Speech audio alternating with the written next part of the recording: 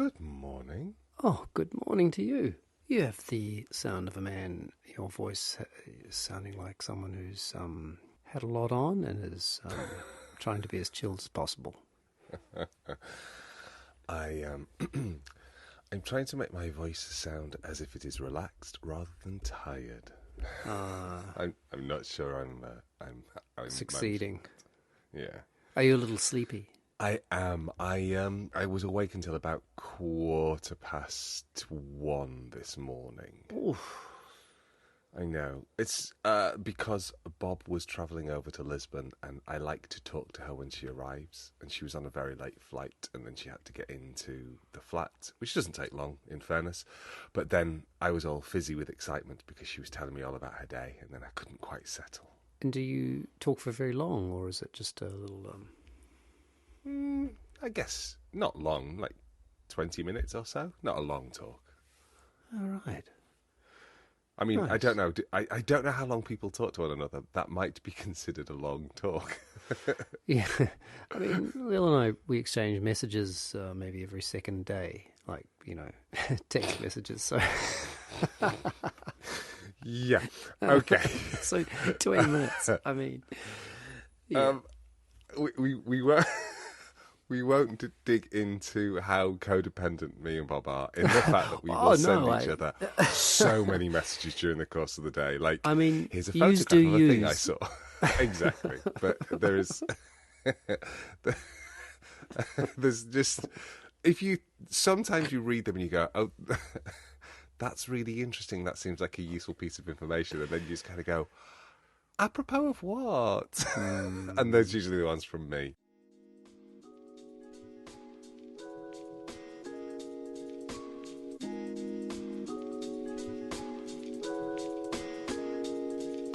This is a podcast in which two friends talk about the pleasures, absurdities, and imperfections of being human.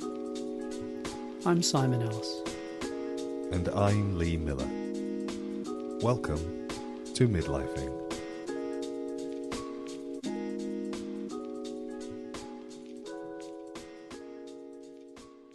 Yeah, the apropos of what is an excellent way to live one's life.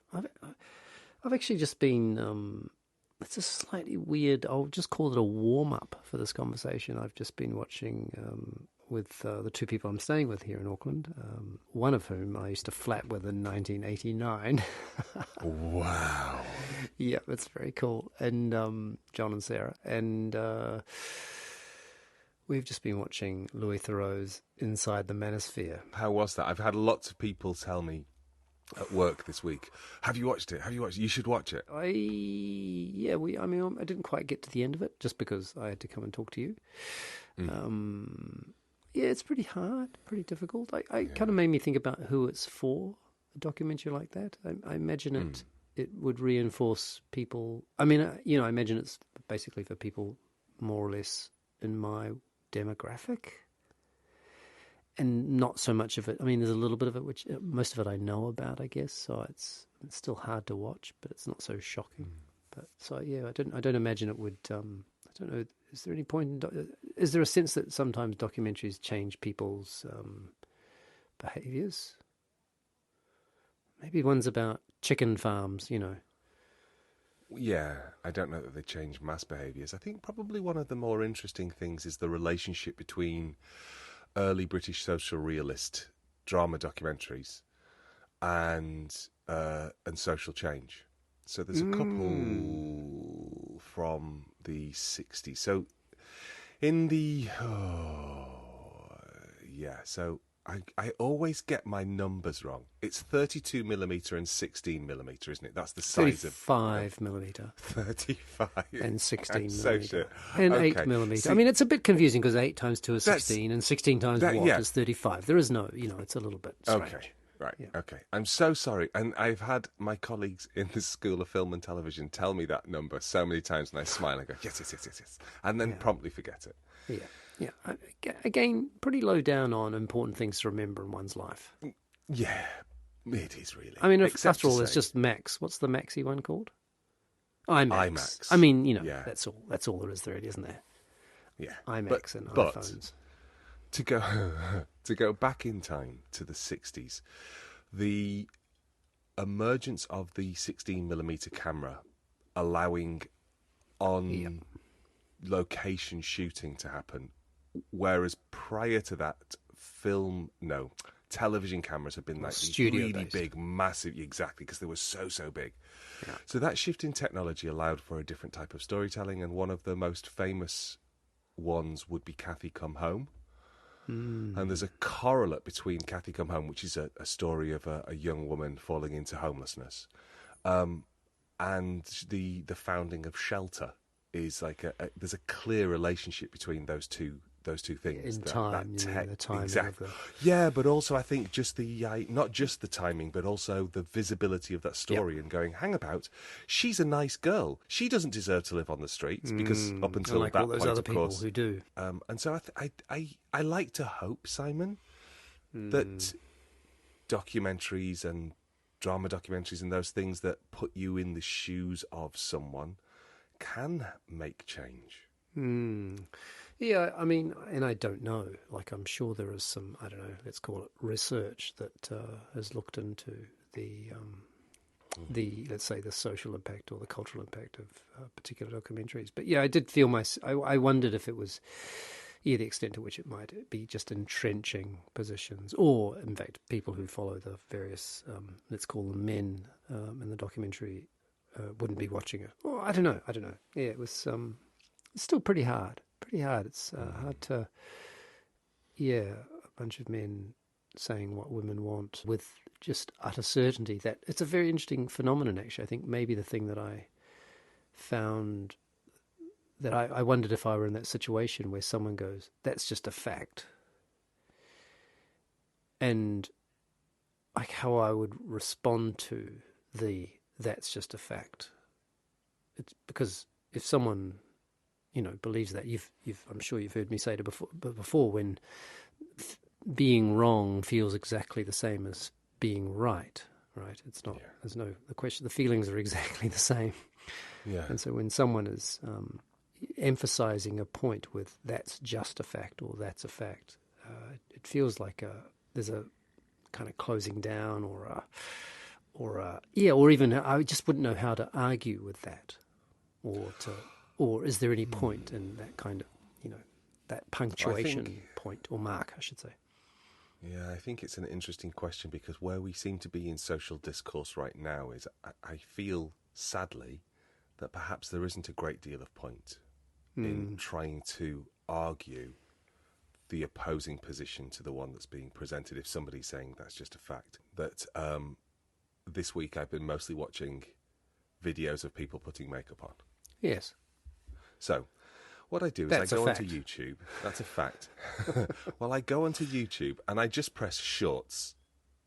So I'm not watching the long form thing, and I will spend maybe 5 minutes just going, okay, this is balm. It's nonsense. It's it's moving wallpaper, and there's no interruption of adverts, unlike if I watch a longer form YouTube video. So I don't have to think, oh God, now I've got to wait for that thing to finish. So I can get invested for the between 30 seconds and 3 minutes.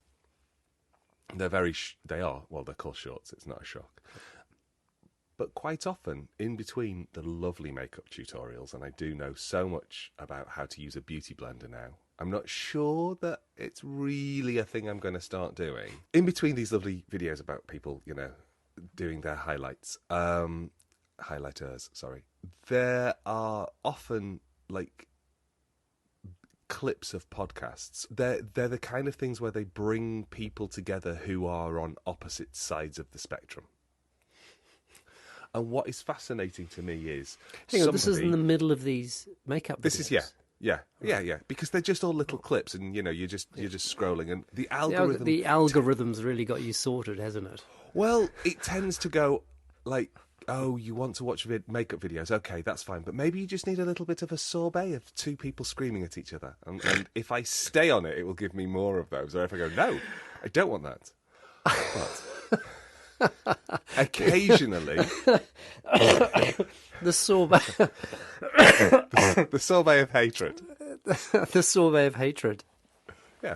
Occasionally, I maybe do want some sorbet of hatred, but if I do, what will happen is that usually, and I'm sorry that I'm falling into a pattern here, but this is what is being presented via my algorithm. There may be an alternative version out there in the world, but usually somebody who is quite right wing, and by that you can understand it as to be a MAGA supporter, because they're nearly always Americans. These little clips will say that's just a fact. Biden took this many holidays during his term, and Trump didn't take anywhere near as many. Yeah. And then the opposite person will say, well, here are the actual days that Biden took according to this government website, and here are the number of days. No. Let's not go into that. Let's not go into that. So when presented with facts, there's just this ability to close down, and it doesn't change the opinion or the position. So I think your instinct, sadly, might be right, that when you're dealing with somebody who is, I think you used the word entrenched before. No, I didn't, but I should have. Oh. I heard you say entrenched. Yeah.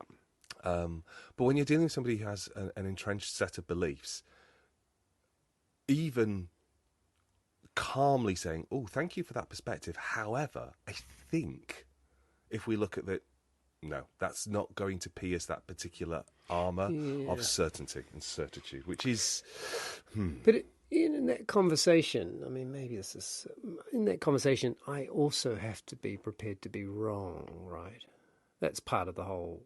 But I think mostly in those conversations, if I have those conversations or if I'm watching those, I think I feel like I fail in making a case. Not even that I was trying to convince someone of something, but just even making a case in how to disagree with the perspective. Like to articulate my disagreement other than I disagree. Yeah, there was a guy on the show on This Is the Louis Theroux thing who's I'm not going to remember his name, but it's like, I think maybe he's based in Miami, something like Warner or something, and it's something about the shininess that it's so interesting that even if I were to put aside the things he's saying, and I could disagree vehemently, or I could go, yeah, I can understand why someone would start to believe that, or feel that, or think that, but there was something about the shininess that even as a 14-year-old in 1982, I would have been so suspicious of the shine, that there was like, there's something kind of slimy and unbelievable or hard to believe about the, like slippery. But you're telling us there really rather beautifully about how you were parented. Yeah, and it's interesting though that it's hard to draw a line between the political views that I think I've, let's say, inherited, although not quite right, but certainly that, as you say, I've been cooked in, and many of those political views, probably most of them, are still very present for me now. It's hard to draw a line between that and that feeling of sliminess, or a reaction to sliminess, or shininess. They feel like they're overlapping pretty heavily when I look at that particular human being. I think it's interesting not being able to draw the line, because in my memory of you talking about it, there's sort of a sense of something authentic and decent in the politics, whatever side you land on, and whatever you agree or disagree with. And also I know you definitely talked about the idea that sometimes your dad was too strident, and that was something that was a struggle. But that's form, not content, isn't it? That's like the delivery mechanism really needed a little bit of a polish. A tweak. But if what was inside the rather uncomfortably packaged box was nevertheless something which was valuable and true and decent. It felt that way, yeah. Yeah, felt that. Well, yeah. I'm going to assume that the people who are the shiny slimies similarly feel that they are true and authentic. Exactly. It will feel exactly the same as I was, But I think if you... That idea that you would find it difficult to be swayed by the shininess might be easier for people who haven't had the same kind of different type of, actually, certitude in forming their worldview. And I think probably where we are right now is, and I think I might be this person, I think that maybe I was cooked in a much more middle-of-the-road broth. I think so. I think that reveals itself in our let's say, our artistic tastes, and I think I think I've told everybody before that my mum sort of sat me down with Hollywood Babylon and gave me the gossip stories from, Really? Oh God, yeah. I don't know what Hollywood Babylon is, but I assume it's like like a magazine that gives you the gossip. No, it's a book. It's a 1970s expose of the studio system in Hollywood. It's really good. And we also had another book called Flesh and Fantasy, which was a sort of basically the I'm remembering back now, like 40 plus years of this book that sat in my... God, it would be more like, well over 40 years. I would have been reading this in my, 6, 7, 8, 9-year-old, looking at the pictures and then staying with it as I, But it was called Flesh and Fantasy because the thesis was effectively the reminder that behind Hollywood films were these people, and people were difficult and problematic. And so, I learned about Joan Crawford's early days in pornography when I was really young, before I knew what pornography was. So I think that sort of... So maybe there is... Maybe it's like the kind of muck. It's like the muck of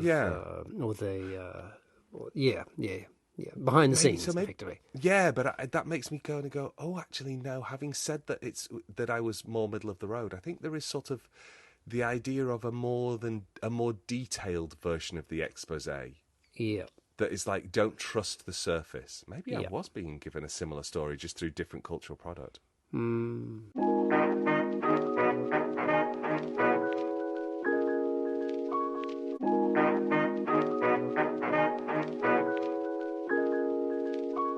Do you know, this is just a jump cut from the Manosphere. I went to a wedding last weekend.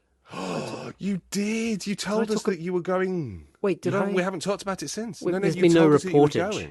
No. I think the social media embargo has lifted. I hope so.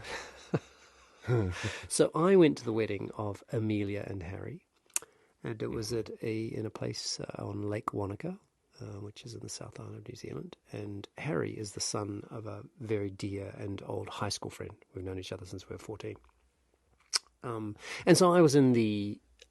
Let's be clear, it's the first wedding I've been to where I've definitely been in the oldies camp. The wedding was not really for me. I mean that. I don't mean with any sort of sense of disappointment or anything, but it was mostly for young people celebrating their friends. You were laughing. I'm laughing because my age. Yeah, I do know. I do know those moments. I have been to those weddings where I have been friend of the parent. You're the old uncle in the corner. Out. Exactly. So it was fantastic, and Amelia and Harry are high school sweethearts. They've been together 10 years. I mean, it's kind of extraordinary, and they are just remarkable young people. And I got to see a lot of people that I hadn't seen in a long time, and but I also ended up having a dance off with a 23-year-old at some point, like circle of people, two people in the middle dancing, him having a go, me having a go. Oh my God.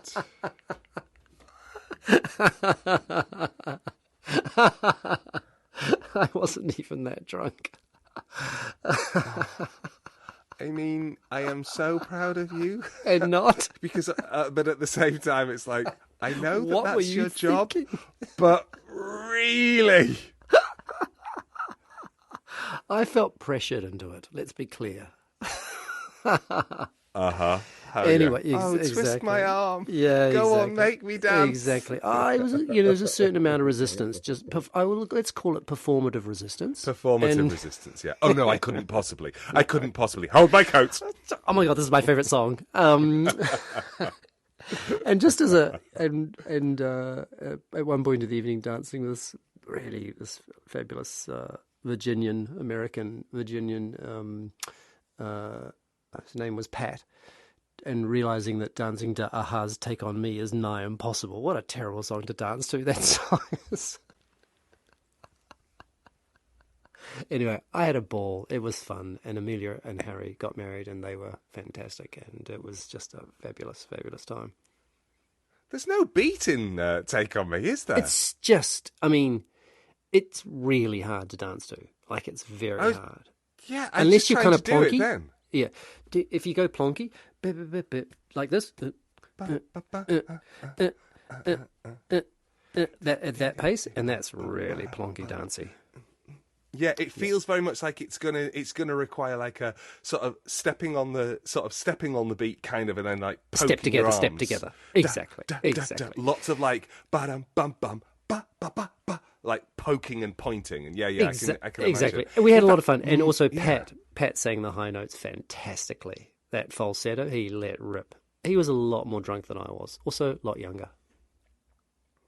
Pat's the Virginian with his falsetto. Yeah. I'd probably watch 3 or 4 shorts on YouTube about Pat the Virginian singing in his falsetto. Just if anybody wants to tweak. Was he putting on any makeup? Was he putting on makeup any chance? I mean, he can do that later, I don't. Anyway, there was a really fantastic moment as we got on the bus at the end. And I walked in and got on the bus, and there was a lot of Americans there because Harry and Amelia live in America. And, right. And at some point, it was a kind of division. I was standing at the back door, and there was sort of, I guess, mostly Kiwis at the back, and Americans mostly at the front. And at some point, they just started going, USA, USA, USA. And I looked around towards the back, and there was this stoic kind of nothingness coming from the Kiwis in the back of the bus. You couldn't have had a more strange cultural moment at midnight or whatever it was. Yeah, I think this is where I draw a gentle veil over the day. Yeah, Americans aren't America, but they are. They're not, are they? We're not in traffic. We are traffic. We're not in America. We are America. Oh, and anyway, it was bombshell. Absolutely. And just for all you 50, 56, 57, or let's say 59-year-olds out there, if you get to a wedding, dance your little tail feathers off. Just go for it. Dance like, I don't know, no one's watching. Dance like you've got no hair. All right then. Bye. See ya.